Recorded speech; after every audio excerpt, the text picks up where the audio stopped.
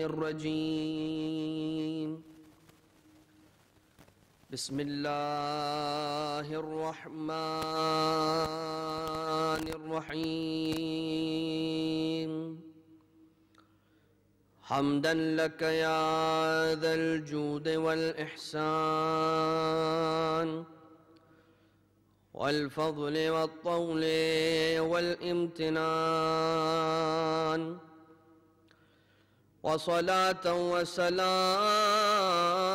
على من لا ينطق عن الهوى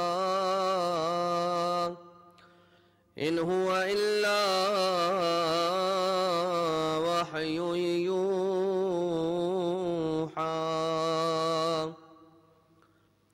حبيب قلوبنا وشفيع ذنوبنا وطبيب نفوسنا، مولانا ومولى الثقلين جد الحسن والحسين أبي القاسم المصطفى محمد.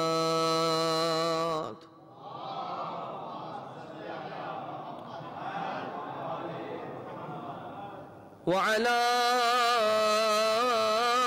آله الذين أذهب الله عنهم الرجس وطهرهم تطهيرا.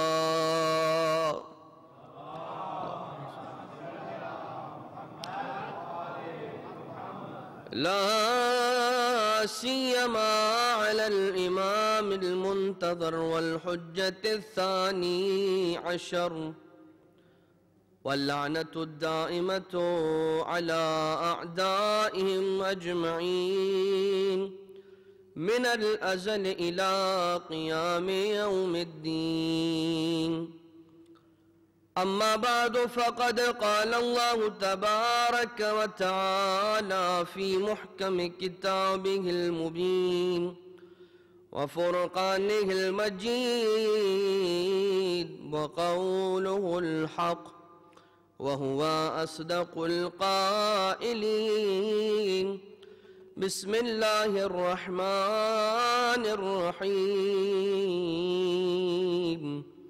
واتقوا النار التي وقودها الناس والحجارة. صلوات.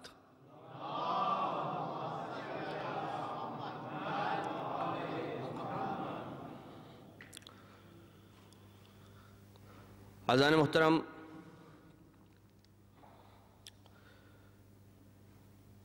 آج شب جمعہ کی اس مجلس کے لیے قرآن کریم کی سورہ بقرہ سے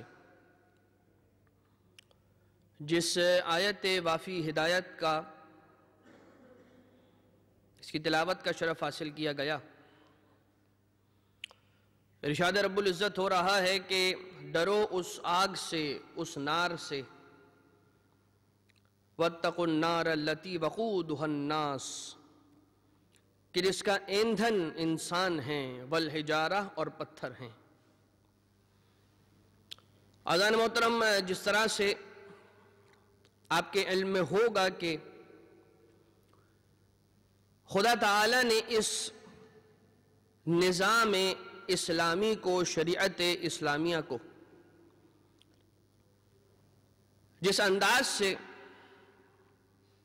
تشکیل دیا ہے، یہ دین خدا تعالی کا مکمل ترین دین ہے اور ایک مکمل ضابطہ حیات کہ جس پر خدا تعالی نے عمل پیرا ہونے کا اپنے بندوں کو حکم فرمایا۔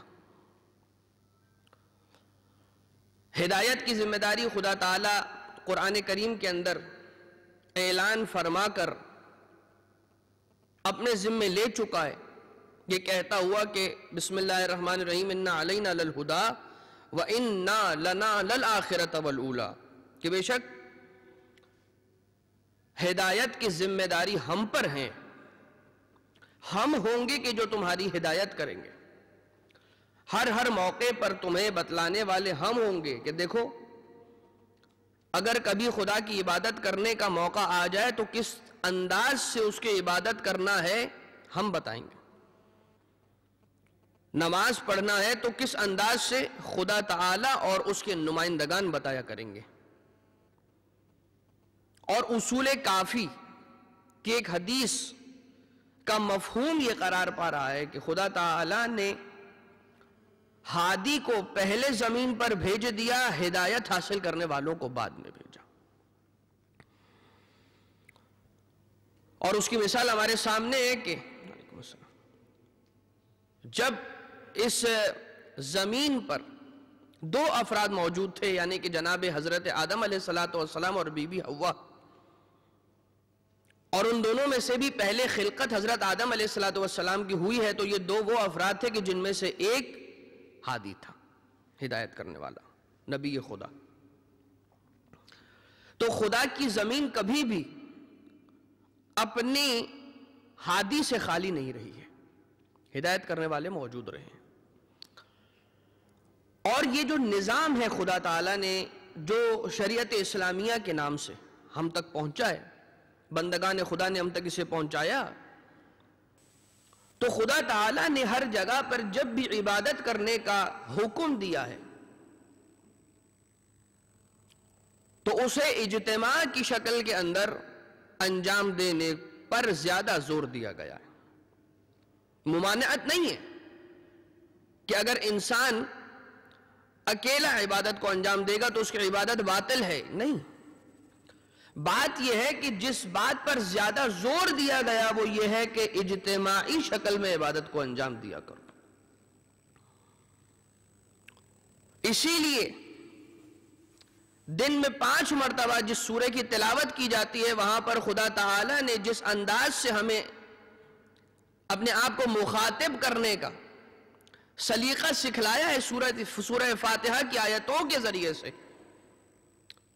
وہاں پر یہ اعلان ہو رہا ہے کہ ایاک نعبد، یہ نہیں کہا گیا کہ ایاک اعبد، کہ میں تیری عبادت کرتا ہوں، نہیں، ہم تیری ہی عبادت کرتے ہیں.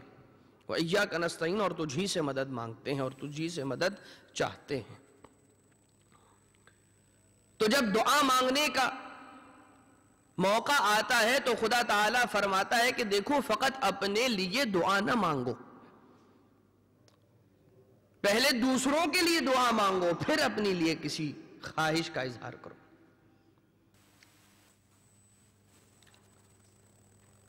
اللہم اغفر للمؤمنین والمؤمنات والمسلمین والمسلمات.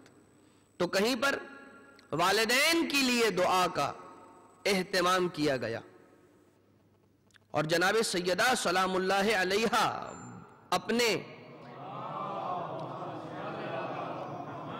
اپنے بچوں کی تربیت کے لیے، انہیں پیغام دینے کے لیے جس انداز سے مصلی پر تشریف فرما ہوتی ہیں، دعا فرما رہی ہیں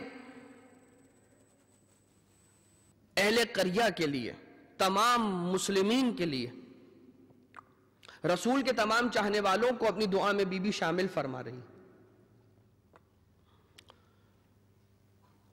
اور ان 2 شہزادوں میں سے ایک شہزادے نے جب قریب آ کر ماں سے سوال کر لیا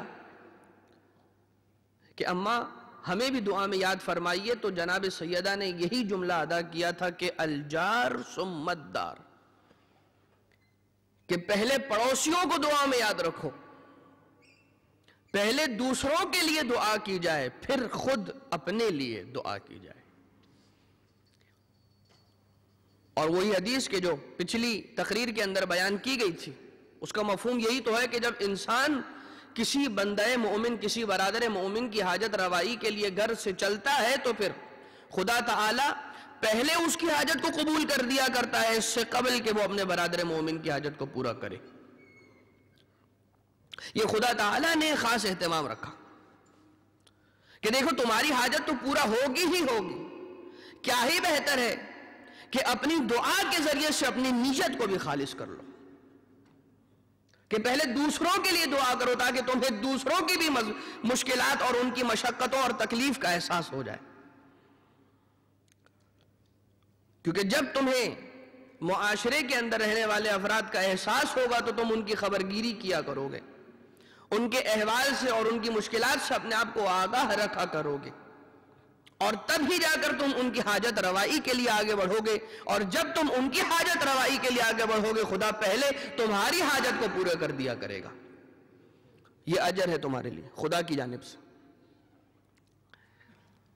لہذا قرآن کریم جس انداز کا نظام اور جس انداز کا معاشرہ چاہتا ہے اور جیسی فکر چاہتا ہے وہ فکر اجتماعی ہے.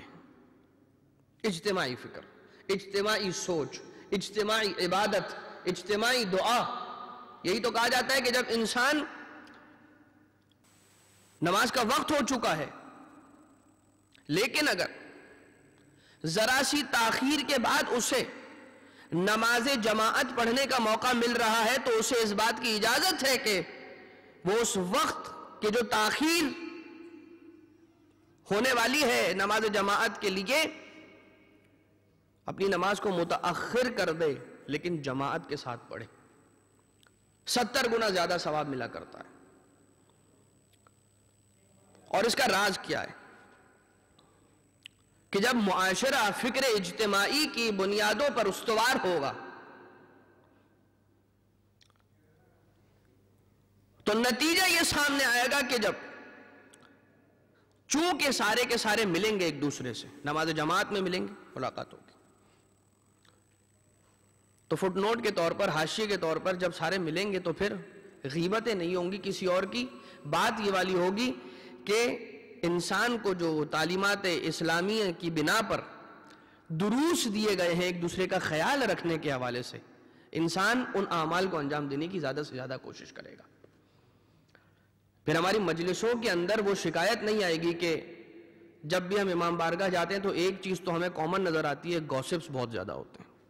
یہ پرابلم ہمیں ختم ہو جائے گی جب سارے ایک ہی نہج پر سوچنا شروع کر دیں گے کہ بھیا ایسا نہ ہو کہ ہمارا وہ برادر مومن کی جسے ہم جب بھی امام بارگاہ جاتے ہیں، جب بھی مسجد جاتے ہیں، اس کی شکل کو دیکھتے ہیں، اس کے چہرے کی زیارت کرتے ہیں، ہمیں پتہ ہی نہ تھا وہ اتنی بڑی مشکل میں گرفتار تھا اور ہمارے پاس اس بات کی استطاعت بھی تھی کہ ہم اس کی حاجت روائی کر سکتے تھے، اس کی مشکل کو حل کر سکتے تھے.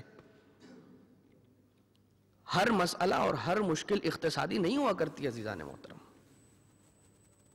بہت سے ایسے روحانی مسائل ہوا کرتے ہیں، بہت سے ایسے مسائل ہوا کرتے ہیں کہ جو فقط ایک مسکراہٹ کے ذریعے سے حل ہو جایا کرتے ہیں.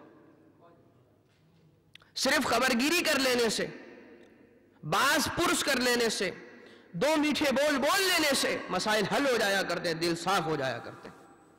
اور عید غدیر میں ہم نے یہی تو سیکھا ہے کہ جب برادر مومن دوسرے سے ملے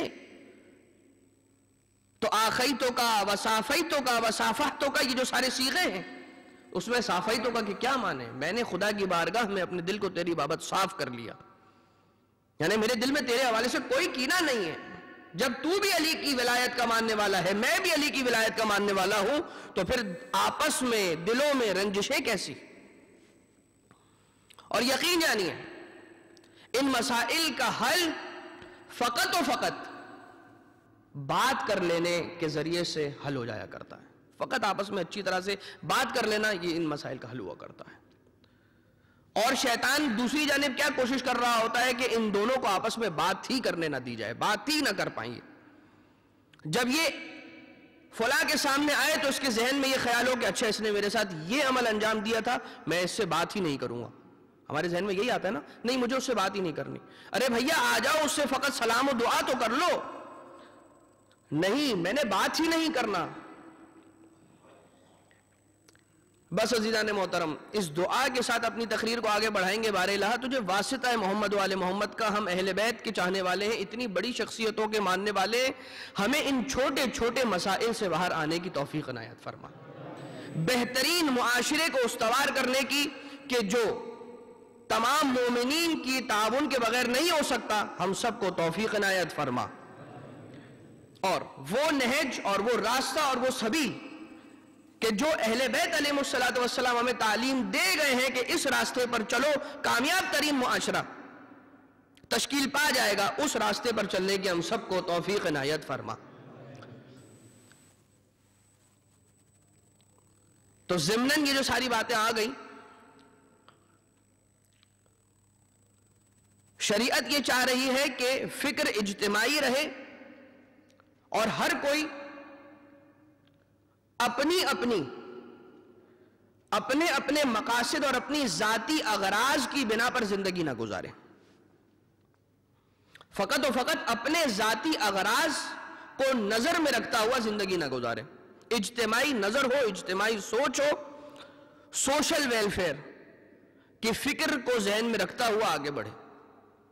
ایسا ہوگا تو نتیجہ کیا سامنے آئے گا؟ جب آپس میں ملیں گے اچھی باتیں ہوں گی، اسلامی تعلیمات کو فروغ دیا جائے گا، اور جب اسلام کا پیغام دو افراد ملیں گے تو ایک سے دوسرے تک، دوسرے سے تیسرے تک، تیسرے سے چوتھے تک یہ پیغام اتنا پھیلے گا کہ پھر ساری کی ساری سوسائٹی جو ہے، سارے کا سارا معاشرہ جو ہے وہ اسلامی معاشرہ بن کر رہ جائے گا۔ کیونکہ جب بھی ملتے ہیں تو کوئی نہ کوئی اسلامی بات ہوتی، جب بھی ملتے ہیں تو لہو کوئی بات نہیں ہوتی، لغو کوئی بات نہیں ہوتی، کسی نہ کسی فائدے کی بات ہوتی۔ اور اسلام نے فقط و فقط یہ نہیں کہا، بلکہ یہ کہا ہے کہ علماء کی صحبت کو اختیار کرو، نیک افراد کی صحبت کو اختیار کرو، خدا سے قریب جو افراد تمہیں کر دیں، تمہیں ایسا لگتا ہے کہ یہ شخص کہ جس کے پاس میں جا کر بیٹھوں گا، جب بھی میں اس کے پاس جاتا ہوں تو میرا دل، میرا ایمان تازہ ہو جایا کرتا ہے، ایسے افراد کے پاس جا کر بیٹھا کرو جو تمہیں خدا سے قریب کر دیں، ان کے پاس جا کر بیٹھو، ان کی صحبت کو اختیار کرو۔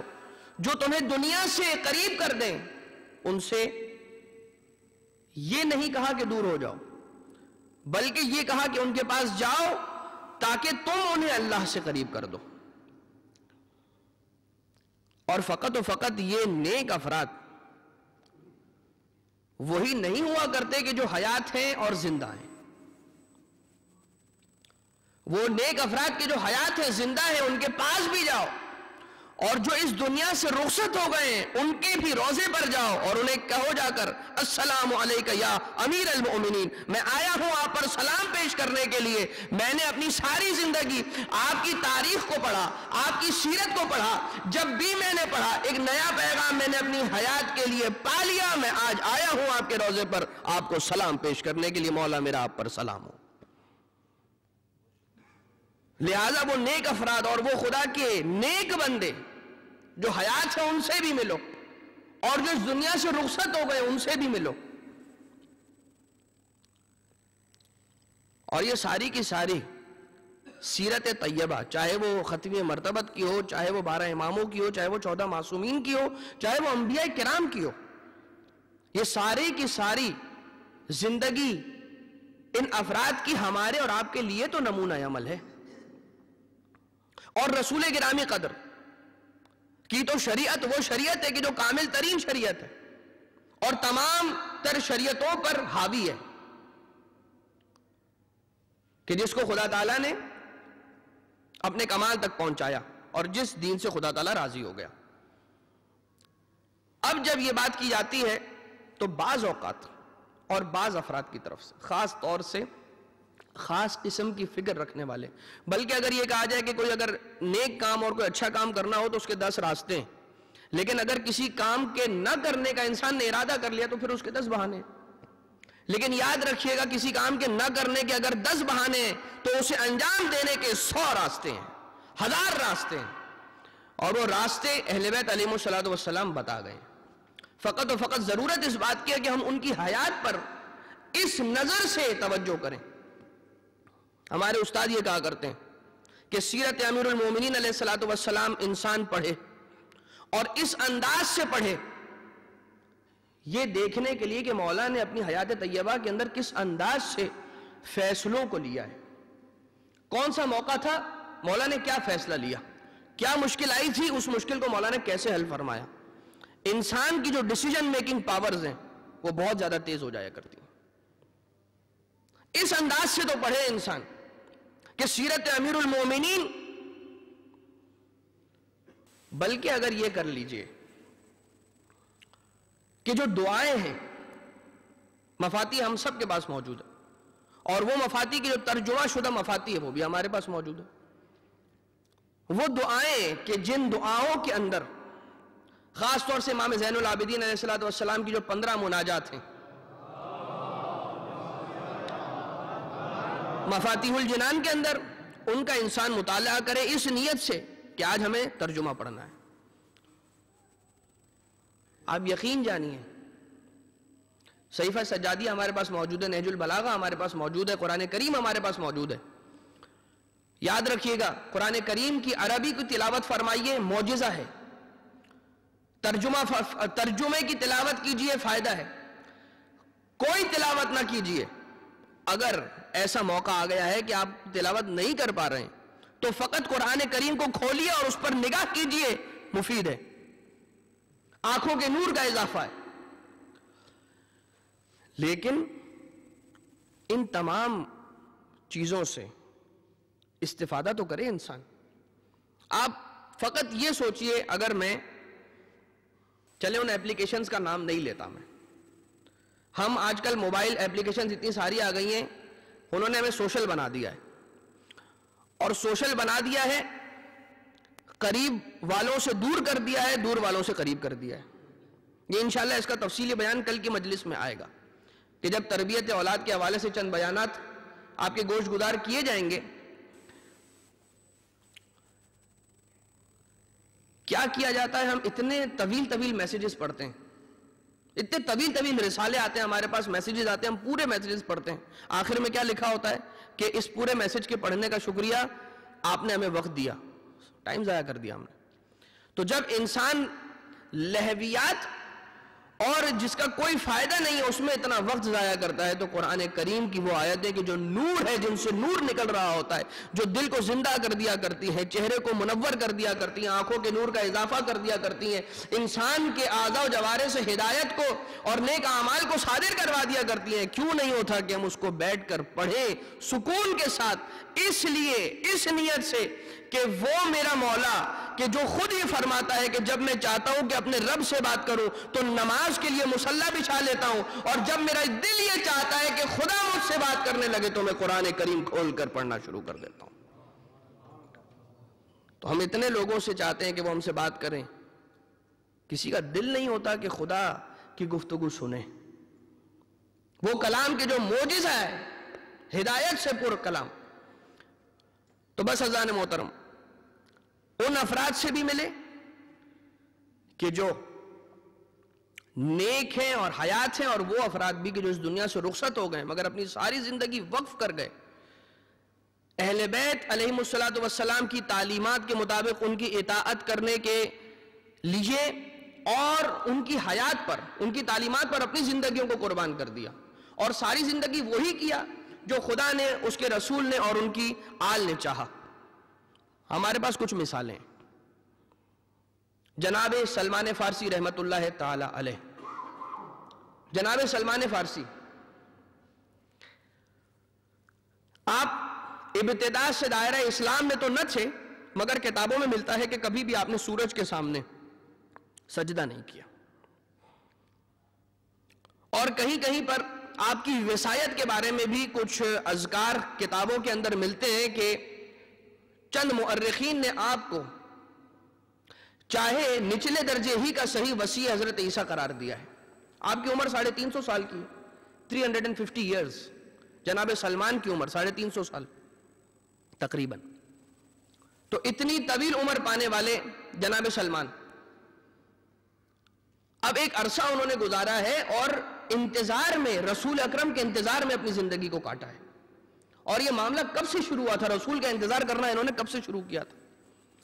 زندگی کے اندر ایک ایسا موقع آیا کہ وہ باپ سلمان فارسی کا کہ جو زمیندار تھا اور بہت ساری زمینیں ان کی ملکیت کے اندر تھیں. کہتا ہے کہ دیکھو میں زمینداری کے کاموں کو انجام دے رہا ہوں, میں حساب و کتاب میں مصروف ہوں, جاؤ اور ذرا جا کر کھیت و کھلیان کے اندر ان زمینوں کی نگہداشت کرو, ان کی نگہبانی کرو, اور وقت پر پلٹ آنا, کہیں ایسا نہ ہو کہ تمہارے وقت پر پلٹ کر نہ آنے کی وجہ سے میں پریشان ہو جاؤں. جناب سلمان فارسی نکلتے اپنے گھر سے, شیراز سے تعلق ہے آپ کا, اور روزبہ نام تاریخ کے اندر ملتا ہے, روزبہ یا روزبہ, وہ نام کے جو خدا تعالیٰ کے نبی نے سلمان نام تجویز کرنے سے قبل جو آپ کا نام تھا, آپ کا سابقہ نام, پرانا نام, کہیں پر آپ کا نام بہبود بھی ملتا ہے, آپ کو بہبود بھی کہا گیا. البتہ جناب سلمان تشریف لے جاتے ہیں اور ایک ایسے گرجا گھر کے قریب, ایک ایسے معبد کے قریب پہنچتے ہیں کہ جہاں پر ایک شخص کو ان کلمات کو ادا کرتے سنا, لا اشہد ان لا الہ الا اللہ وَأَنَّ عِيسَى روح اللہ وَأَنَّ مُحَمَّدًا حبیب اللہ. جناب سلمان کہتے ہیں کہ جیسے ہی میرے کانوں میں یہ آخری نام حضرت محمد مصطفیٰ صلی اللہ علیہ وآلہ وسلم کا نام میرے کانوں میں پڑا, میرے دل میں نبی کی محبت پیوست ہو گئی, اور اس نام کی وجہ سے میرا دل مسرور ہو گیا. جناب سلمان فارسی فرماتے ہیں, اور بس اس وقت کے بعد پھر مجھے چین نہیں آیا, مجھے قرار نہیں آیا, میں گھر پلٹ کر آیا, اور جب میں گھر پلٹ کر آیا تو میرے والد گھر پر نہیں تھے. اور جناب سلمان فارسی کہتے ہیں کہ میرے گھر کی چھت پر ایک ورقہ, ایک رقعہ موجود تھا, معلق تھا, اور اس رقعے پر کیا لکھا ہوا تھا کہ یہ خدا تعالیٰ کا عہد نامہ ہے حضرت آدم علیہ السلام سے. حضرت آدم سے اللہ تعالیٰ نے کیا عہد فرمایا ہے کہ وہ حضرت آدم علیہ السلام کی صلب سے ایک ایسے نبی کو پیدا فرمائے گا کہ وہ نبی زمین پر اللہ کی مخلوق کے درمیان مکارم الاخلاق کی تربیت دے گا, یعنی جو اخلاق ہے انسانوں کا اس کو اپنے کمال تک پہنچائے گا. یہ رسول اکرم صلی اللہ علیہ وسلم نے فرمایا, یہاں امام حسین علیہ السلام نے بھی فرمایا کہ میں اخلاق کے عروج کے لیے نکلا ہوں, خروج کر رہا ہوں. بہرحال رسول اکرم کے بارے میں یہ عہد حضرت آدم سے خدا تعالیٰ کا, اور یہ وہ ہوگا کہ جو یہ محمد وہ ہوں گے صلی اللہ علیہ وآلہ وسلم کہ جو بت پرستی سے انسانوں کو خلق خدا کو روکیں گے. اے روزبہ, یعنی کہ اے سلمان, تم بھی مجوسیت کو چھوڑ دو, ترک کر دو, اور اس محمد کے دین پر ایمان لے آؤ. ورقے کو بند کر دیا. ماں سے پوچھا تھا کہ یہ ورقہ کیا ہے, کہا کہ دیکھو خبردار اس کو ہاتھ نہ لگانا, اگر تمہارے والد کو پتہ چل گیا تو ہمیں قتل کر دیں گے. انتظار کیا تھا, جب رات آئی تھی تو جا کر اس ورقے کو کھولا تھا. اب جب بے قراری میں اضافہ ہو گیا تو جناب سلمان کیا فرما رہے ہیں, یہ حق کی تلاش اب رکے گی نہیں, اور اس حق کو تلاش کرتے کرتے جناب سلمان فارسی نے اتنے ظلم سہے, ان کے والد نے ان پر سختیاں کی, اور جب نہ مانے, تم اپنے آباء و اجداد کے دین سے نہیں ہٹ سکتے سلمان. جناب سلمان نے نہیں مانا, کیونکہ جب دل کے اندر نور ہدایت منور ہو چکا تھا تو جب تک اب رسول کی زیارت نہیں ہو جاتی جناب سلمان چین سے نہیں بیٹھنے والے تھے. کیونکہ اب یہ وہ محبت ہے کہ جو جناب سلمان کی نہیں, خدا تعالیٰ کی پیدا کی گئی ہے حضرت سلمان کے دل میں. عاشق محمد, عاشق رسول ہو چکے. اور اب ماجرا یہ ہے کہ ان کو ایک گہرے کنویں کے اندر بند کر دیا گیا, آب و طعام ان پر تنگ کر دیا گیا. کنویں کے اندر بیٹھے ہوئے ہیں, بھوک و پیاس کی شدت ہے, اور اس تکلیف کے اندر دعا کرتے ہیں. کہتے ہیں کہ میں نے پھر دعا کے لیے ہاتھ کو اٹھایا اور جناب سلمان فارسی نے محمد مصطفیٰ صلی اللہ علیہ وآلہ وسلم کا واسطہ دیا اور مولا کائنات علی ابن ابی طالب علیہ السلام کا واسطہ دے کر خدا سے دعا کی کہ اے خدا میری اس مشکل، میری اس بلا کو ٹال دے. اور جناب سلمان فارسی کا یہ بیان ہے کہ پھر ایک منور شخص، سفید پوش شخص میرے پاس آتا ہے، میرے ہاتھ کو تھامتا ہے اور کہتا ہے اے سلمان تیار ہو جا، تجھے یہاں سے لے کر چلیں گے.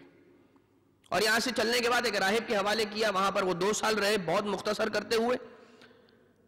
اس راہب کا جب انتقال ہوا تو اس راہب نے ایک رقعہ لکھ کر دیا ایک دوسرے راہب کے نام پر. جناب سلمان وہاں تشریف لے گئے، 2 سال وہاں رکے اور اس کے بعد اور 2 سال انہوں نے گزارے ایک اور راہب کے پاس، اس کی خدمت میں رہے. لیکن تاریخ نے کہیں پر بھی یہ نہیں لکھا کہ جناب سلمان نے کسی بت کو سجدہ کیا ہو یا چاند و سورج میں سے کسی کو سجدہ کیا ہو.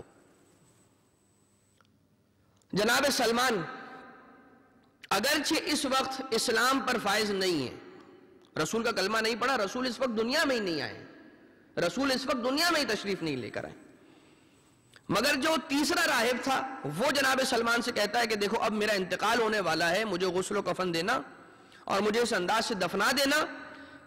جناب سلمان نے پوچھا کہ تمہارے بعد میں کس کی ہدایت کے زیر نگرانی جاؤں؟ انہوں نے کہا کہ میں نہیں جانتا میرے علاوہ اس وقت کون ہے اس دنیا میں کہ جس کے پاس میں تمہیں بھیجوں اپنے بات. البتہ یہ یاد رکھو کہ آخری نبی، آخری مرسل اعظم، تمام انبیاء کے سردار محمد مصطفیٰ صلی اللہ علیہ وآلہ وسلم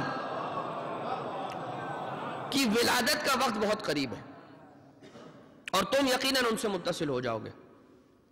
جناب سلمان پھر ایک ایسے قبیلے کے اندر جا کر رہنا شروع کر دیتے ہیں کہ جہاں پر لوگ گوشت کھایا کرتے تھے، بکریوں کو ذبح کر کر ان کا گوشت تناول کیا کرتے تھے. جناب سلمان کہتے ہیں کہ میں راہب ہوں، میں اس گوشت کو نہیں کھا سکتا، میں گوشت سے پرہیز کیا کرتا ہوں. وہ حرام مشروب بھی پیا کرتے تھے. جناب سلمان نے جب منع کیا تو انہوں نے جناب سلمان کو زد و کوب کرتے ہوئے اپنے قبیلے سے باہر کر دیا. اور جناب سلمان نے خوف کھایا کہیں ایسا نہ ہو کہ یہ افراد مجھے قتل کر دیں. کتاب نفس الرحمان فی فضائل سلمان سے یہ باتیں عرض کر رہا ہوں آپ کی خدمت میں، اور اس کتاب کے مؤلف ہیں محدث نوری استاد محترم شیخ عباس قمی. بہرحال جناب سلمان اب اس خوف سے کہ کوئی مجھے قتل نہ کر دے ایک شخصی غلامی اختیار کرتے ہیں. میں بہت مختصراً ان باتوں کو عرض کرتا ہوں، آگے بڑھتا چلا جا رہا ہوں. وہ شخص تھا یہودی، اور اس یہودی کے یہاں پر جب سلمان تشریف لے جاتے ہیں وہ شخص پوچھتا ہے کہ تو اپنے سابقہ حالات سے مجھے آگاہ کر.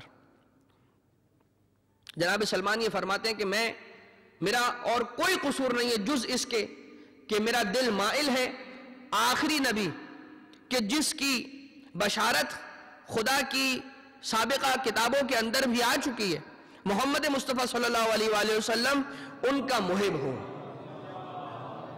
اور ان کا عاشق ہو. تو یہودی کہتا ہے کہ میں تیرا بھی دشمن اور میں تیرے محمد کا بھی دشمن، نعوذ باللہ من ذالک. اور یہ کہہ کر انہیں اپنے دروازے کے باہر ڈال دیتا ہے اور کہتا ہے کہ یہ جتنی بھی ریت ادھر پڑی ہوئی ہے زمین پر کہ جو خاصی زیادہ مقدار میں تھی، صبح تک اس ساری کی ساری ریت کو میرے دروازے کے سامنے سے اٹھا کر صاف کر دو. اگر یہ صبح آنے تک، طلوع سورج ہونے تک صاف نہ ہوا تو میں قتل کر دوں گا. اور یہ کام واقعی میں ایسا تھا کہ جو نہیں ہونے والا تھا. اتنا ناممکن امر دے دیا کہ جس کے بعد اس یہودی کے لیے جناب سلمان کا قتل اس کے اعتبار سے جائز ہو جائے. شرط لگا دی کہ اگر یہ صاف نہیں کیا تو صبح تک تمہیں قتل کر دوں گا. جناب سلمان نے ساری رات کوشش کی اور ریت ہٹاتے رہے، اس کے دروازے کے سامنے سے صاف کرتے رہے. جب صبح ہونے کے قریب تھی، دیکھ چکے ہیں کہ اب کوئی چارہ کار نظر نہیں آ رہا کہ یہ ریت صاف ہو جائے. ایک مرتبہ جناب سلمان نے ہاتھوں کو اٹھا کر دعا کی اور کہا اے خدا تجھے اپنے حبیب محمد مصطفیٰ کا واسطہ.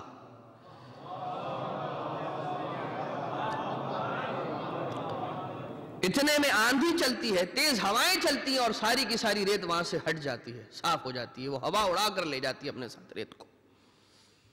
جب وہ دروازہ کھول کر باہر آتا ہے تو کیا دیکھتا ہے کہ کوئی ریت اس کے دروازے کے سامنے نہیں پڑی ہوئی. کہتا ہے کہ تو جادوگر ہے، مجھے تجھ سے خوف ہے اور اب میں تجھے بازار لے جا کر بیچ دوں گا. البتہ ایک ایسی خاتون کو، ایک ایسی عورت کے غلام بن گئے جناب سلمان کی، جس کا نام حبیبہ ملتا ہے تاریخ میں، اور اس خاتون کا ایک باغ تھا. اس عورت کا کھجوروں کا باغ تھا اور جناب سلمان کی ذمہ داری سپرد کی گئی کہ اس باغ کی نگرانی کریں. جناب سلمان اپنے والد کی یہاں پر باغوں کی نگرانی کرتے تھے. پلٹ کر دوبارہ اسی کام کے اوپر جناب سلمان پہنچ گئے ہیں.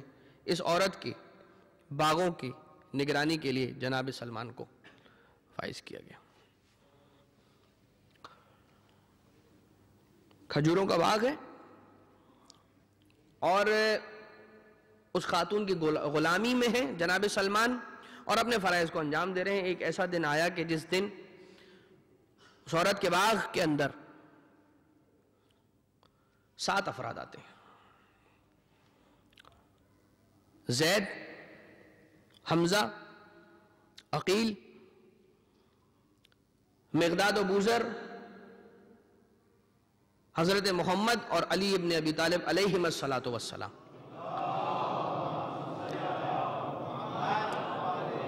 جب یہ 7 افراد آتے ہیں تو ان 6 سالوں میں، وہ 6 سال کے جو 2 سال کر کے 3 راہبوں کے پاس گزارے تھے انہوں نے، تو ان راہبوں کے پاس کچھ نہ کچھ علم حاصل کرتے رہے. آسمانی کتابوں کے اندر وہ باتیں کہ جو آنے والے زمانوں کے اندر اور آنے والے انبیاء کے بارے میں موجود ہیں. کتابوں کے اندر مولا کائنات کا بھی نام ایلیا کے نام سے موجود ہے، رسول اکرم صلی اللہ علیہ وآلہ وسلم کا نام بھی موجود ہے. تو وہ نبی کہ جو نبی آخر الزمان ہے، ہمارے اور آپ کے نبی، ان کی نشانیوں کو سیکھ چکے تھے ان راہبوں میں سے ایک کے پاس سے. اور اس راہب نے 3 نشانیاں بتائی تھی. دیکھو، جب بھی تمہاری اس نبی سے ملاقات ہوگی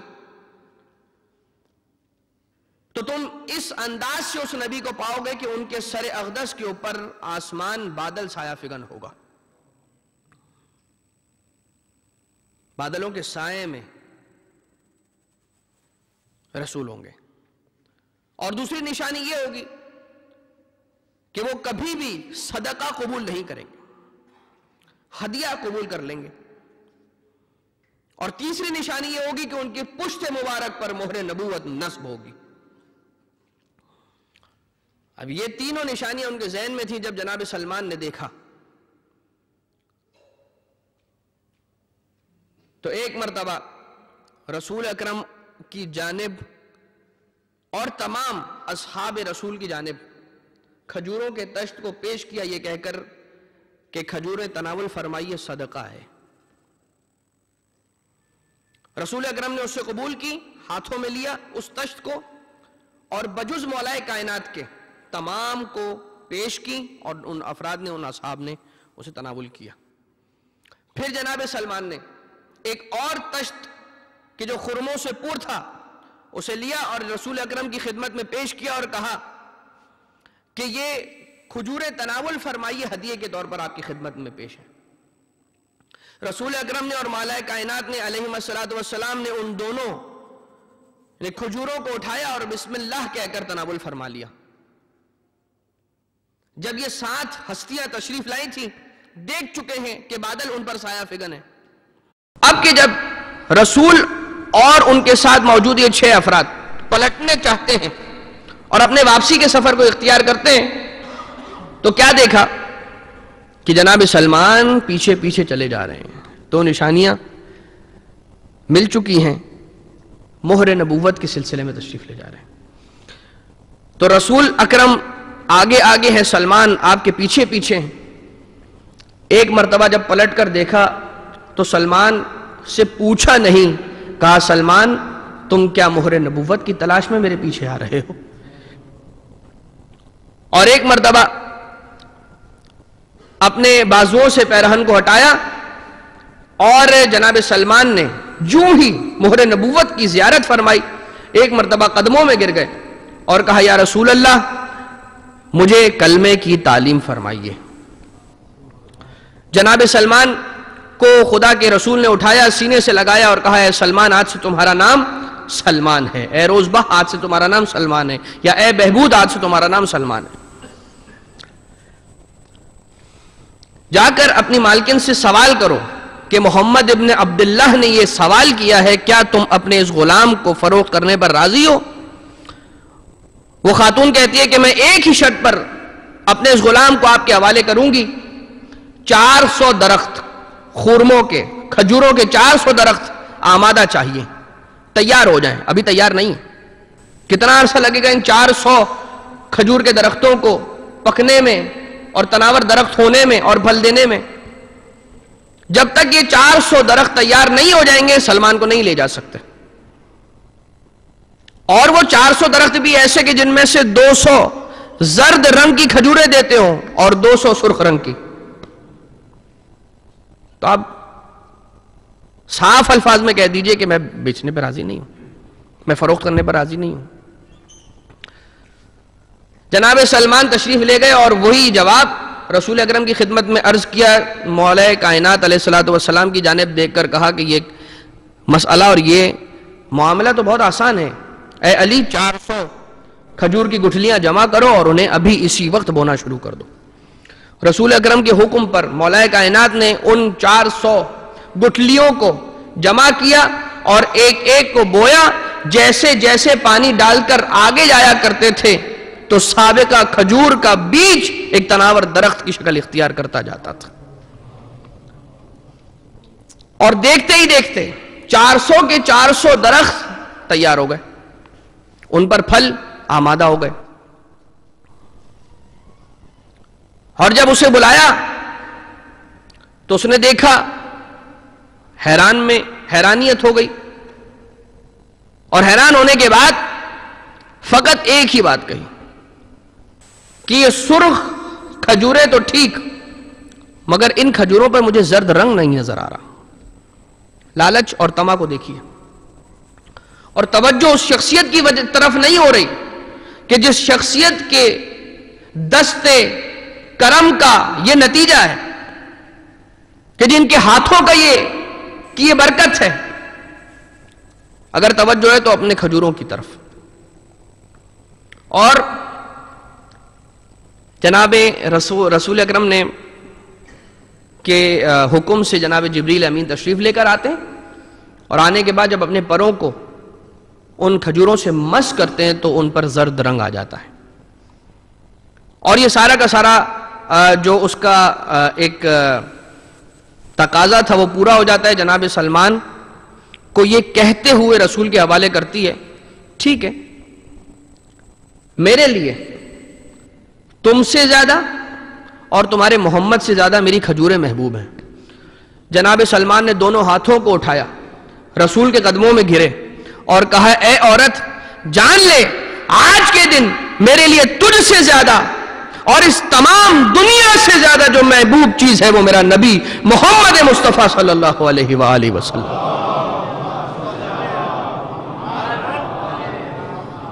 اے خدا ہم سب کے دلوں میں ایسی محبت محمد اور آل محمد کو پیوست فرما۔ بس عزیزان محترم، اب جناب سلمان کی اتنی ساری کرامتیں، وقت بہت محدود رہ گیا، اور آج کی رات کی خاص شخصیت کی جن کے حوالے سے گفتگو کرنا تھی جناب میثم تمار، کہیں ایسا نہ ہو کہ وہ رہ جائے۔ دو جملے جناب کمیل کے حوالے سے سن لیجئے۔ جناب کمیل مولا کائنات علیہ السلام کے وہ صحابی ہیں کہ جو صاحب راز، آپ سے کسب علم کرنے والے، آپ سے کسب فیض کرنے والے، آپ کی صحبت اختیار کرنے والے۔ مولا کائنات چند ایسے افراد تھے، فقط گنتی کے وہ افراد تھے کہ جن کے ساتھ تنہائی میں گفتگو فرمایا کرتے تھے. ان میں سے ایک جناب کمیل. جناب میسم بھی ہیں, ان کا ذکر ابھی آ رہا ہے. جناب کمیل تشریف فرما ہے ایک دن, اور کوفہ اور نجف کے درمیان کی جگہ جہاں پر آج جناب کمیل کا روضہ ہے, اور جناب کمیل سے کہہ رہے ہیں کہ یا کمیل آپ اصول کافی اٹھائیے, پہلی ہی جلد باب العقل والجہل, اس کے اندر آپ کو اتنی حدیثیں ملیں گی, یا کمیل یا کمیل یا کمیل یا کمیل. مولا کائنات علم دے رہے ہیں ہمیں مگر کمیل کے ذریعے سے. ایسی کیا بات ہے جناب کمیل کے اندر کہ اتنی محبت کے ساتھ مولا کائنات علیہ السلام کے جملے عبث نہیں ہوا کرتے. مولا کائنات نے اگر اپنے کلام میں, اپنی حدیث میں ایک جملہ بھی اگر ارشاد فرمایا ہے تو وہ نپا تولا جملہ ہے, اور اس حدیث کے اندر اگر یا کمیل 10 بار کہا ہے, 100 بار کہا ہے, تو اس کا محل ہے, اس لیے کہا ہے. تو جناب کمیل, اے کمیل تم یہاں دفن ہوگے. اب مولا کائنات کے رازدار جانتے ہیں کہ مولا کہاں دفن ہوں گے, وہاں نجف میں, اور یہ جگہ تو نجف سے دور ہے. سوال کر لیا افسردہ انداز میں کہ مولا آپ وہاں میں یہاں. تو جناب کمیل سے مولا کہتے ہیں کہ اے کمیل فکر نہ کرو, ایک ایسا وقت آئے گا کہ جب یہ دونوں شہر کوفہ اور نجف, یا یہ کہہ لیجئے کہ وہ مقام کہ جو تمہارے مدفن ہے, تمہارا مدفن ہے, تمہارے دفن ہونے کا مقام ہے, اور میری قبر والا شہر, یہ دونوں ایک ہو جائیں گے, اتنے قریب آ جائیں گے. اور آج وہ افراد کے جو تشریف لے جا چکے ہیں یا لے جاتے رہتے ہیں, وہ اس بات کو ملاحظہ کر چکے ہیں کہ جناب کمیل کا روضہ نجف سے نکلتے ساتھ ہی موجود ہے. اب جناب کمیل سے مولا کائنات زمانہ آخر کے حوالے سے باتیں کرنا شروع کر دیتے ہیں. اے کمیل یہ وہی زمانہ ہوگا. کون سے زمانہ؟ کہ جب تمہاری قبر کا مقام اور ہماری قبر کا مقام قریب آ جائے گا, ایک ہی شہر ہو جائے گا, شہر پھیلتا پھیلتا یہاں تک آ جائے گا. یہ وہی مقام ہوگا کہ جب تمہارے روضے کے قریب طویل عمارتیں بنیں گی. دیکھ لیجئے, یہ وہی دور ہوگا کہ جب لوگ آئینے کے ٹکڑے کے سامنے, شیشے کے ٹکڑے کے سامنے بیٹھ کر ساری دنیا کی سیر کیا کریں گے. میرے پاس وقت نہیں ہے ورنہ میں اس جملے کی بھی تفسیر کرتا. شیشے کے ٹکڑے کے سامنے بیٹھ کر, آئینے کے ٹکڑے کے سامنے بیٹھ کر کس طرح سے دنیا کی سیر کریں گے. آج کا جب ٹیکنالوجی اتنی واسٹ ہو چکی ہے, ہمارے کمپیوٹر سکرینز اس کی مثال ہے, ہمارے وہ ٹیلی فونز کہ جن کے ذریعے سے ہم نے مسافتوں کو قلیل کر لیا ہے, روابط کو تیز کر لیا ہے, وہ اس کی مثال ہے. شیشے کے ٹکڑے ہیں, لیکن ساری دنیا کی سیر انہی ٹکڑوں سے ہوتی. مولا کائنات کو رسول اکرم نے جس دعا کی تعلیم دی تو یہ کہہ کر دی کہ اے میرے بھائی علی, یہ دعائے خضر ہے. مولا کائنات ایک مرتبہ خطبہ ارشاد فرما رہے تھے, مشہور و معروف دعا, آج کی رات آپ تلاوت فرما چکے ہوں گے یا تلاوت کرنے والے ہوں گے. وہ دعا کی جسے دعائے خضر کہا جاتا ہے, اے مومنوں, اے مسلمانوں, اے انسانوں, اس کی ہر رات تلاوت کیا کرو, ہفتے میں ایک بار کیا کرو, سال میں ایک بار کیا کرو, زندگی میں ایک بار کر لو, مگر یاد رکھو کہ یہ بہت ہی مارکۃ العارہ دعا ہے. بڑے بڑے گناہوں کو معاف کرواتی ہے, خدا سے نا امیدی سے بچاتی ہے. جناب کمیل وہ دعا کہ جو آج تک دعائے خضر یعنی کہ رسول مولا کائنات کی تعلیم کرنے سے پہلے تک کے زمانے میں اسے دعائے خضر کے نام سے یاد کیا جاتا تھا. جس دن سے مولا کائنات نے جناب کمیل کو تعلیم فرما دی, اس دن سے دعائے خضر نہیں, دعائے کمیل ابن زیاد نخعی ہو گئی. تو مولا کائنات اتنی عظیم اشیاء اور اتنی عظیم دعائیں, اتنے عظیم الفاظ اپنے چاہنے والوں کو اس طرح سے ہدیہ کر دیا کرتے ہیں. جناب میثم تمار مولا کے رازدار اور جتنے قریب کمیل تھے اس سے زیادہ قریب میثم تمار, اس سے زیادہ قریب میثم تمار. جناب میثم وہ شخصیت تھے کہ جن کو مولا نے، اب دیکھیے جناب سلمان کے بارے میں آپ نے سنا غلام تھے، رسول اکرم نے خرید کر آزاد فرمایا. جناب میثم تمار بھی بنو اسد کی خاتون کے غلام تھے، غلام کے طور پر ان کے یہاں پر زندگی بسر کرتے تھے. مولا کائنات نے انہیں خریدا اور خریدنے کے بعد آزاد فرمایا. یہ اتنے بڑے بڑے نام ہیں، تو کیا ان کا بینک بیلنس بھی اتنا ہی بڑا تھا؟ ان کے پاس 1000 اونٹ تھے؟ ان کے پاس سونا اور چاندی کے خزینے تھے؟ نہیں. پیراہن پر پیبند لگے ہوئے ہیں، جوتے خستہ حالتوں میں، مگر یہ وہ ہیں کہ کائنات کے اسرار سے یہی افراد واقف تھے. جناب سلمان کے بارے میں مولا کائنات نے ابو ذر علیہ السلام جب آئے اور آ کر پوچھا، یا رسول اللہ، یا امیر المومنین، میرے اور جناب سلمان کے درمیان ابھی ایک ایسا عجیب واقعہ ہوا ہے. میں جب بیٹھا ہوا تھا ایک پیالے میں شوربہ موجود تھا، شوربہ گر گیا، پیالہ الٹ گیا. سلمان نے دیکھتے ہی دیکھتے اس پیالے کو اٹھا کر سیدھا کیا. اب شوربہ زمین پر نہیں تھا، بدستور اسی پیالے میں موجود ہے. 2 سے 3 مرتبہ یہ واقعہ ہوا. اے ابو ذر فکر نہ کرو، کنز اسرار الہی سلمان فارسی ہے. جس نے سلمان کو پہچان لیا وہ مومن ہے. تو جناب میثم کھجور کی ایک دکان، خورما فروش، لیکن کون؟ کائنات کا مولا آپ کی دکان پر آ کر تشریف فرما ہوتا تھا. مولا جانتے ہیں کہ یہ وہ ہے کہ جس کی دکان پر میں جا کر اس لیے بیٹھ سکتا ہوں کہ مجھے یقین ہے کہ اس کی دکان کے ذریعے سے اس کے شکم میں ایک لقمہ بھی حرام کا نہیں جاتا ہوگا. اور بہرحال صاحب دل شخصیت جناب میثم. اور میثم تمار، مولا کائنات نے ایک دن جب فرمایا کہ اے میثم اب آپ تشریف لے جائیے، آرام فرمائیے، غذا تناول کیجئے اور اس کے بعد پلٹ کر آ جائیے، تب تک آپ کی دکان پر میں بیٹھا ہوا ہوں اور نگرانی کے فرائض انجام دے رہا ہوں. جب مولا کے حکم پر تشریف لے گئے، جب گھر سے واپس تشریف لے کر آتے جناب میثم، تو آ کر دیکھا کہ وہ بوری کہ جس میں کھجوریں تھیں وہ خالی ہو چکی ہے. اب تاریخ کے اندر یہ نہیں لکھا کہ جناب میثم نے کیا سوچا. اس خورمے کی خالی بوری کو دیکھ کر جناب میثم نے کیا سوچا، خوش ہوئے، نہیں لکھا.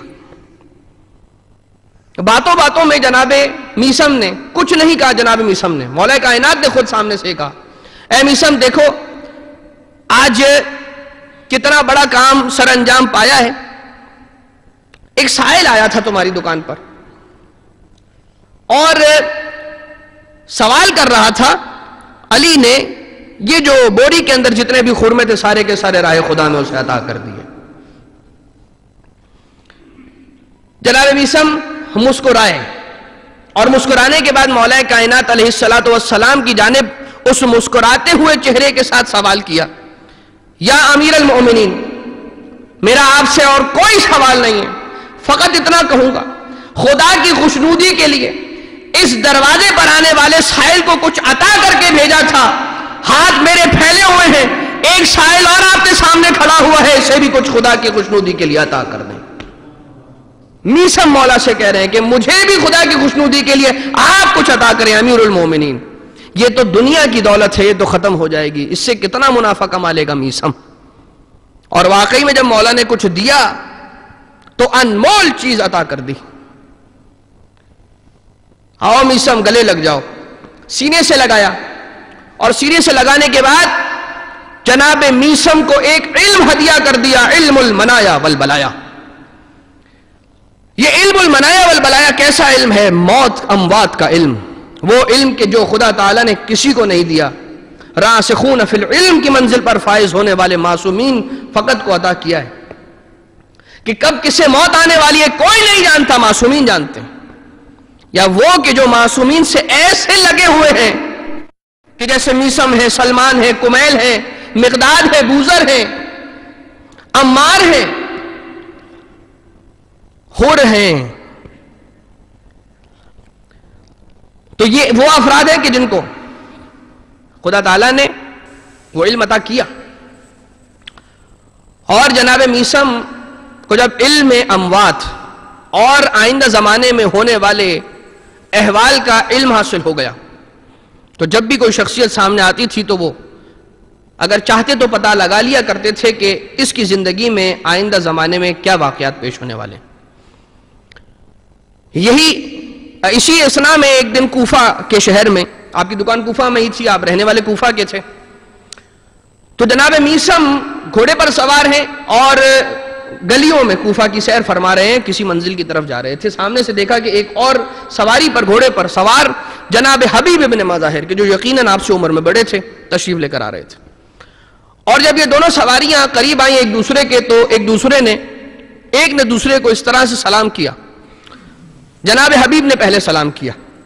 اب دونوں کے سلام کا اور جواب کا انداز دیکھیے گا. میرا سلام ہو اس میثم پر کہ جسے محبت علی میں سوئے دار لٹکایا جائے گا، سرے دار لٹکایا جائے گا. میرا سلام ہو اس میثم پر کہ جس کی زبان کو علی کی مدح سرائی کرنے کے جرم میں کاٹا جائے گا. وعلیک السلام یا حبیب مظاہر، میرا سلام ہو اس حبیب پر کہ جسے نبی کے نواسے کی محبت میں شہید کیا جائے گا. میرا سلام ہو اس حبیب پر کہ زہرا کے لاڈلے کی نصرت کرنے کے جرم میں اس کے گلے کو کاٹا جائے گا. حبیب شاید نہیں جانتے تھے کہ میثم کے پاس علم المنایا والولایا ہے. چونک کر پوچھ لیا، سوال کر لیا. جناب میثم نے کہ اے حبیب یہ بتائیے کہ یہ علم تو میں نے مولا کائنات سے حاصل کیا ہے، آپ کو یہ علم کہاں سے حاصل ہوا؟ جناب حبیب کہتے ہیں کہ میرے اور تیرے علم کا منبع ایک ہی ہے. تو نے علی سے حاصل کیا، میں نے علی کے بیٹے حسین ابن علی سے حاصل کیا.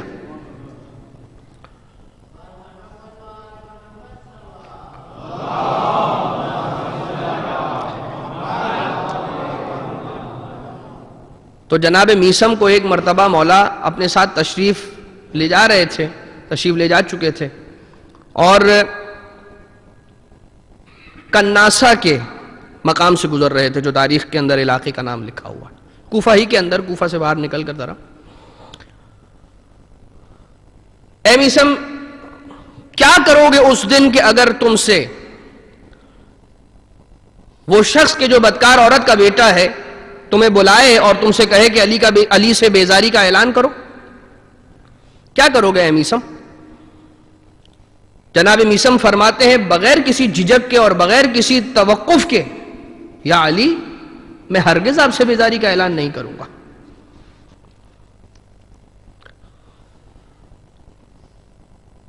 تو پھر اے میثم تکلیف کے لیے تیار ہو جاؤ.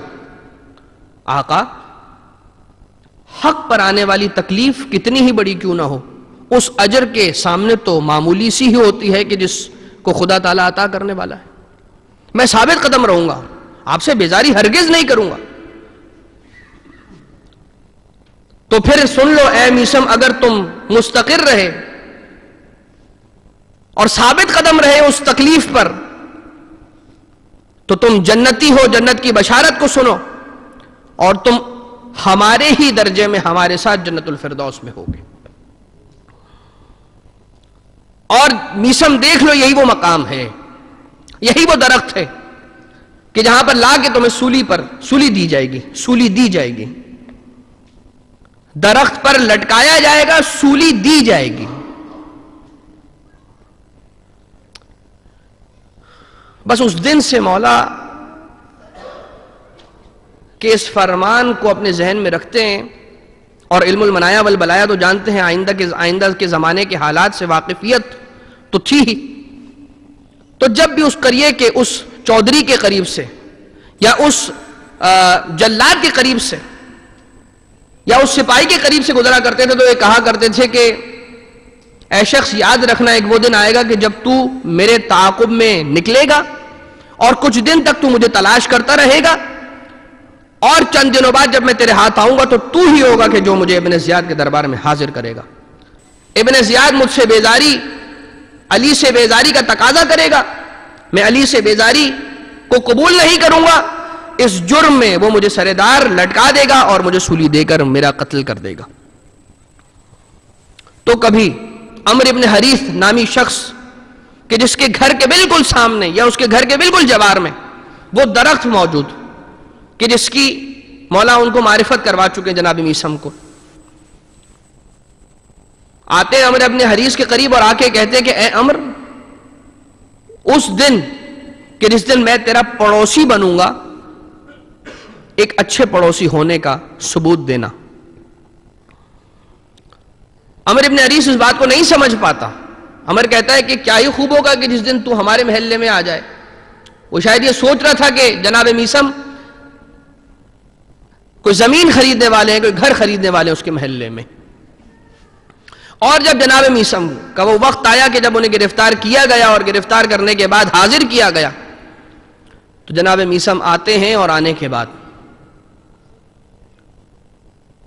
شجاعت کا، وقار کا یہ عالم ہے کہ سروں کو جھکایا ہوا نہیں، سینہ تنا ہوا ہے، اور ابن زیاد کے دربار میں کھڑے ہوئے ہیں اور ابن زیاد پوچھتا ہے کہ کیا میثم تم ہی ہو؟ کہا ہاں میں ہی میثم ہوں۔ تو ابو تراب سے بیزاری کا اعلان کرو۔ جناب میثم نے کہا کہ میں ابو تراب سے کیا مراد لوں؟ ابو تراب سے تیری کیا مراد ہے؟ علی ابن ابی طالب سے بیداری کا اعلان کرو۔ کہا کہ اگر میں اپنے مولا سے، امیر المومنین سے بیزاری کا اعلان نہ کروں تو کیا ہوگا؟ تو خدا کی قسم کہ میں تجھے قتل کروں گا۔ تو اے ابن زیاد، مجھے اس بات کی فکر ہی نہیں ہے کیونکہ میرا مولا یہ کہہ چکے ہیں کہ اے میثم تجھے ایک بدکار عورت کا بیٹا قتل کرے گا، اور مجھے ساری کی ساری کیفیت بھی بتلا چکے ہیں کہ تجھے سولی پر لٹکایا جائے گا، اور 4 دنوں کے بعد تیرے اذن سے، تیرے ناک سے تازہ خون برآمد ہو جائے گا۔ ابن زیاد نے گرفتار کروایا اور کہا کہ میں ثابت کر کے رہوں گا کہ تو بھی جھوٹا ہے اور نعوذ باللہ تیرا مولا بھی جھوٹا ہے، میں تیرے سارے اعضائے بدن کو قطع کرواؤں گا سوائے تیری زبان کے، تیری زبان کو نہیں کاٹوں گا۔ جناب میثم تمار وہ شخصیت ہے کہ جو یقین کی منزل پر فائز ہے۔ جس انسان کو آگ سے جلنے کا خوف ہو وہ کبھی آگ میں ہاتھ ڈالتا ہے؟ نہیں۔ کیوں؟ کیونکہ اس اعتبار سے اس کا علم منزل یقین پر فائز ہے، اسے معلوم ہے، یقین کی حد تک اسے پتا ہے کہ اگر میں نے آگ میں اپنا ہاتھ ڈالا تو میں جل جاؤں گا۔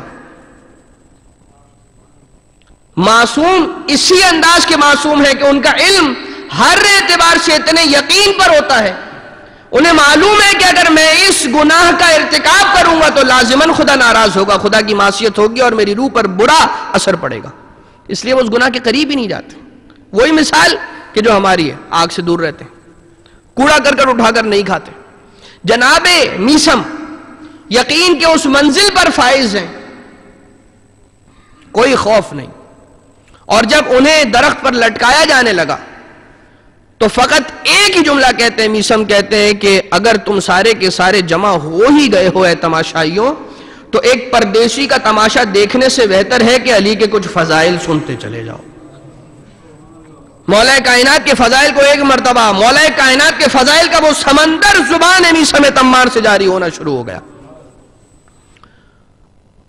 اور یہی عمرو ابن حریث بھاگا دوڑتا دوڑتا پہنچتا ہے ابن زیاد کے پاس اور کہا کہ وہاں پر کوہرام بپا ہو گیا، علی کے فضائل کا ایک سمندر بہ رہا ہے۔ کہا کہ زبان کو کٹوا دو۔ جیسے ہی میثم کو خبر ملی کہ تیری زبان کو کاٹا جائے گا، ایک مرتبہ مسکرانا شروع کر دیا اور کہا کہ دیکھو میرے مولا بتا گئے تھے کہ یہ میری زبان کو کاٹے گا، یہ مجھے سولی پر لٹکائے گا، یہ وہ بدکار عورت کا بیٹا ہے کہ جس کی خبر مولا کائنات خود میرے مولا دے گئے ہیں، اور خوش ہو رہے تھے کہ میرے مولا سچے ہیں، صدیق اکبر ہیں، سب سے بڑے سچے، ان کی بات غلط ہو ہی نہیں سکتی۔ بس عزیزان محترم، جناب میثم کو سولی دی گئی۔ سولی کہتے ہیں کس چیز کو جانتے ہیں؟ سولی ایک ایسا ہتھیار ہے، ایک ایسا اوزار ہے کہ جس کے آگے لگام ہے کہ جو انسان کے منہ کو بند کر دیتے، اور اس لگام کے آگے ایک طویل میخ، ایک طویل قیل لگی ہوئی ہوتی، اور اس قیل کو جناب میثم کے دہن مبارک میں ڈالا گیا۔ اس انداز سے اس قیل کو جناب میثم کے منہ میں داخل کیا گیا کہ آپ کے دہن مبارک میں داخل ہوتی ہے اور آپ کے ریڑھ کی ہڈی سے نکلتے ہوئے درخت میں پیوست ہو جاتی ہے۔ ذبیحے کے لیے بھی حکم ہے کہ اس کی جان کو نکلنے دیا جائے اور اس کے بعد اس کے سر کو تن سے جدا کیا جائے، کہ وہ انتہائی تکلیف دہ مرحلہ ہوا کرتا ہے کہ کسی کی ہڈی کو اگر اس کی زندگی میں توڑ لیا جائے تو کس تکلیف اور کس کرب کا احساس ہوگا۔ جناب میثم نے اس کرب کو برداشت کیا۔ کس لیے؟ میثم نے محبت علی میں برداشت کیا، اور آخر تک وہ کوشش کرتا رہا، علی کی محبت کو میثم کے دل سے چھین نہ سکا۔ کم مائے گی زیست کی دل میں کسک نہیں، اظہار حق کے باب میں کوئی جھجک نہیں، ہمت ہے گر کسی میں تو میثم سے چھین لے، یہ عشق بو تراب ہے باغ فدق نہیں۔ باغ فدق تھوڑی ہے کہ چھین لوگے، یہ علی کی محبت ہے کہ جو دل میں ہے۔ اس محبت کا ثمرہ یہ ہے کہ اعضاء و جوارح نیک اعمال کر کے بتلا رہے ہیں۔ بس عزیزان محترم، یہ وہ شخصیت تھی کہ جس کے جوڑوں کو اس کی حیات میں اس کے تن سے جدا کر دیا، توڑ دیا گیا، اعضاء و جوارح کو زندگی میں کاٹ لیا گیا۔ خدا نے آج جناب میثم کی ذریح کو شفا کا دروازہ بنایا ہے، جو اپنے جوڑوں کے درد کا علاج وہاں پر جا کر اپنے آپ کو مس کر کے خدا سے جناب میثم کا وسیلہ دے کر دعا کیا کرتا ہے، اسے اس پریشانی اور اس کرب سے نجات حاصل ہو جایا کرتی ہے۔ یہ فقط میں نہیں کہہ رہا، وہ افراد کے جنہوں نے وہاں سے شفا پائی ہے انہوں نے خود آ کر بیان کیا۔ خدا ہم سب کو وہ دن نصیب کرے کہ ہم عراق میں موجود مقامات مقدسہ کی زیارت کے لیے جا سکیں۔ بس عزیزان محترم، یہ میرا وہ آقا تھا، علی کا غلام تھا کہ جس پر ہماری جانیں نثار ہو جائیں۔ سب علی علیہ السلام کی مدح سرائی کرتے ہیں، مگر میثم کا انداز کچھ اور ہی تھا۔ اور عزیزان محترم، یہ وہی میثم ہے کہ جو اس علی کا چاہنے والا ہے کہ جس علی کے بیٹے حسین کو کربلا میں اسی انداز سے ذبح کیا گیا، اسی انداز سے ذبح کیا گیا کہ پشت گردن سے شمر نے چھری کو چلایا، اور چھری بھی وہ تھی کہ جو کند خنجر تھا۔ ملعون شمر بن ذوالجوشن آتا ہے اور حسین کے پشت پر سوار ہو جاتا ہے، اور منظر یہ ہے کہ ایک اونچے مقام پر جسے تلہ زینبیہ کہا جاتا ہے، وہاں پر حسین کی ایک دکھیاری بہن ہے، زینب کبریٰ کھڑی یہ منظر دیکھ رہی تھی، بھائی کا گلا کٹ رہا تھا۔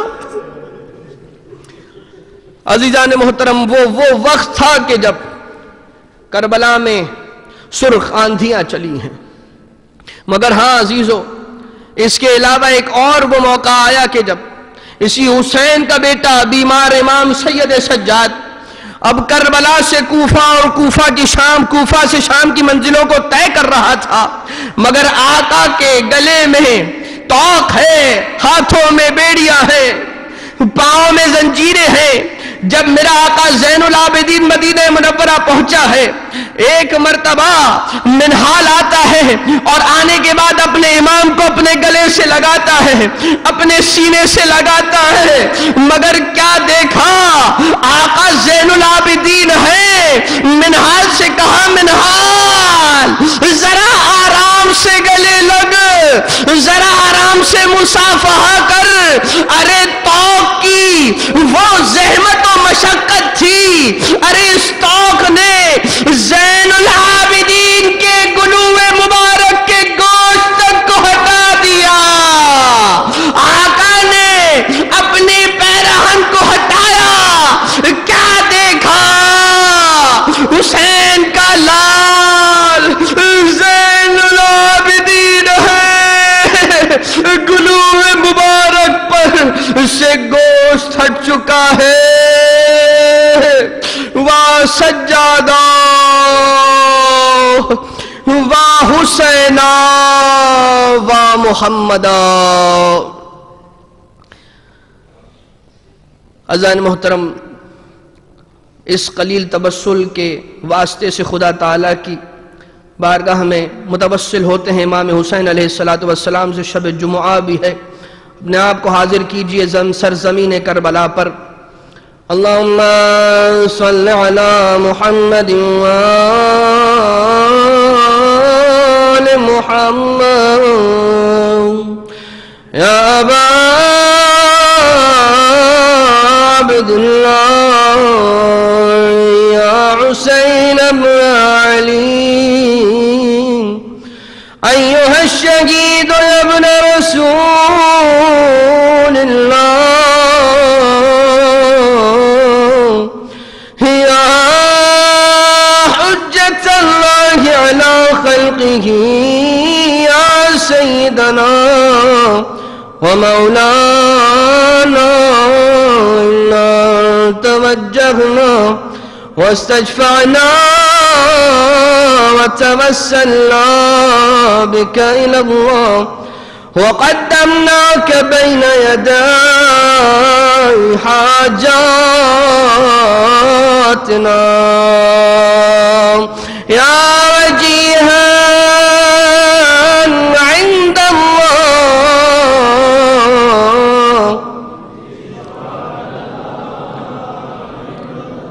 يا وجيها عند الله اشفع لنا عند اللہ۔ بار الہ تجھے واسطہ آج کی رات کہ جب تو اہل جہنم کو آزاد کرنے والا ہے، ہمارا نام بھی آزاد افراد میں شمار فرما۔ آج کی عظیم رات ہماری دعاؤں کو اپنی بارگاہ سے مقبول و منظور فرما، مریضوں کو شفایابی عنایت فرما، مرحومین کی قبروں پر رحمت نازل فرما، اپنی حجت زمانے کے امام کے ظہور میں تعجیل فرما، ہمیں آپ کے لشکر میں، آپ کے اعوان میں شامل ہونے کی توفیق عنایت فرما۔ امام زمانہ کی تعلیمات کے مطابق ہم سب کو اپنے گھروں کے ماحول کو ڈھالنے کی توفیق عنایت فرما۔ ایک مومن کی رہائی کے لیے دعا کی التماس ہے، اے خدا تجھے واسطہ ہے امام سید سجاد کا، تجھے واسطہ ہے امام موسیٰ کاظم غریب بغداد کا، خاص طور سے یہ مومن کے جو منظور نظر ہیں اور تمام وہ مومنین کے جو اسیر ہیں ان کو جلد رہائی کی خبر سنا۔ ربنا تقبل منا انك انت السميع العليم وتب علينا انك انت التواب الرحيم۔